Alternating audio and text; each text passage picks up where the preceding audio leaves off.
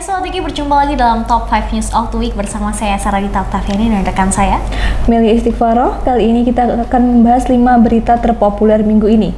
Nah, berita pertama ada penemuan jenazah wanita di sebuah mobil yang dibakar di daerah Bendosari, Sukoharjo. Korban yang merupakan seorang wanita usia 41 tahun ini rupanya masih kerabat jauh Presiden Joko Widodo. Hingga saat ini polisi telah mengamankan 2 terduga pelaku pembunuhan wanita yang ditinggalkan di Bendosari, Sukoharjo. Berikut berita selengkapnya. Polisi mengumumkan telah menangkap 2 orang yang diduga melenyapkan nyawa YL dengan cara dibakar di dalam Daihatsu Xenia bernomor polisi AD1526EA. Direktur Reserse Kriminal Umum Ditreskrimum Polda Jateng, Kombes Wihastono menuturkan pelaku pembunuhan tertangkap ada 2 orang. Satu di antaranya hanya membantu saja. Kombes Wihastono menuturkan pelaku dengan korban merupakan rekan bisnis. Pelaku membunuh korban karena tidak mau membayar hutang. Korban dibunuh di kandang ayam dengan dibukul dengan sebuah linggis lalu dibakar di sebuah mobil. Menurutnya, pelaku sengaja membakar mobil diduga karena ingin menghilangkan jejak. Namun sebelum api berhasil melahap habis mobil tersebut, warga setempat langsung mematikan api.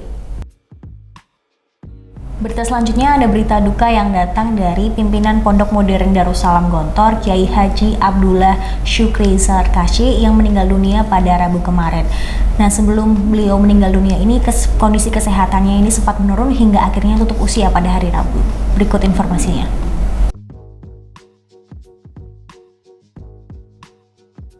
Pimpinan Pondok Modern Darussalam Gontor, Kiai Haji Abdullah Syukri Sarkashi meninggal dunia pada hari Rabu 21 Oktober 2020. Kabar tentang meninggalnya Kiai Haji Abdullah Syukri ini dibenarkan oleh Sekjen Komunitas Masyarakat Santri Ustadz Bahar Harahap. Dikutip dari surya.co.id, Al-Ustaz Dr. Ahmad Hidayatullah Sarkashi, adik dari pimpinan Pondok Modern Darussalam Gontor ini, mengatakan bahwa kakaknya menderita aneurisma sejak 2012 silam.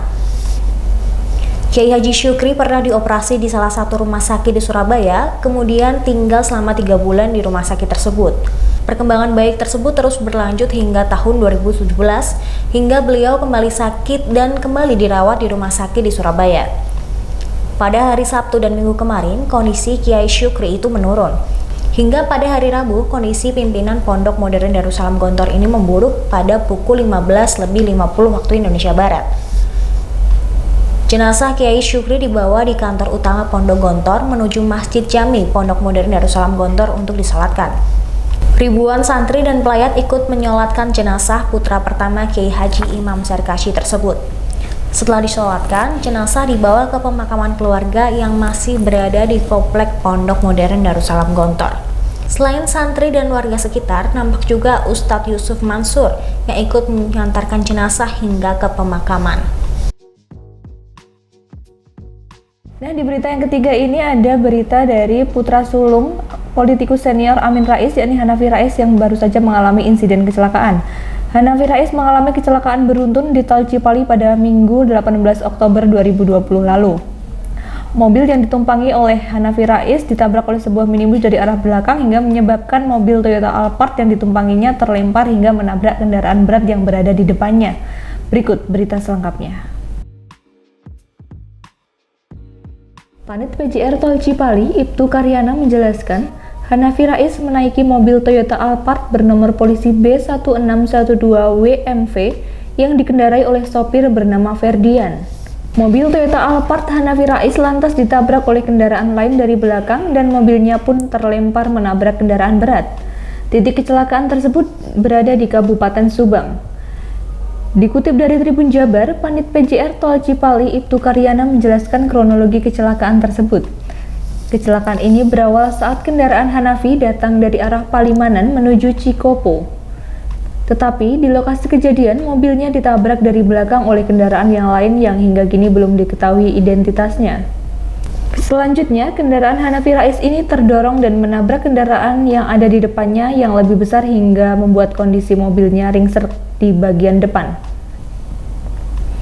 Usai kejadian kecelakaan beruntun di Tol Cipali, Hanafi Rais bersama sopirnya dibawa ke Rumah Sakit MH Tamrin Purwakarta. Lantaran kondisi Hanafi Rais yang alami luka berat dan perlu penanganan yang lebih serius, akhirnya Hanafi dirujuk ke Rumah Sakit Siloam. Sementara sopirnya masih mendapat perawatan di Rumah Sakit MH Tamrin. Dokter jaga IGD Rumah Sakit Umum Abdul Rojak Purwakarta yang menangani Hanafi, Yuli Kurnia, menyebut Hanafi Rais mendapatkan luka robek di bagian dahi dan ada luka memar di bagian perut kiri bawah. Pelaku pembunuhan anak dan pemerkosaan ibu muda di Aceh, Samsul Bahri, dilaporkan tewas meninggal dunia pada Minggu dini hari. Sebelum tewas, dia dilaporkan mengalami sesak nafas dan jarang mau makan dan minum. Berikut informasi selengkapnya.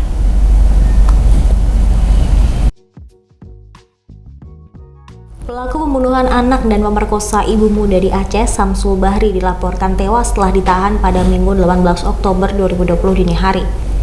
Kapolres Langsa AKBP Girianto SIK melalui Kasat Reskrim Ibtu Arif Sukmowibowo SIK menjelaskan bahwa Samsul Bahri meninggal dunia sekitar dini hari dikarenakan dugaan sakit sesak nafas dan jarang makan dan minum.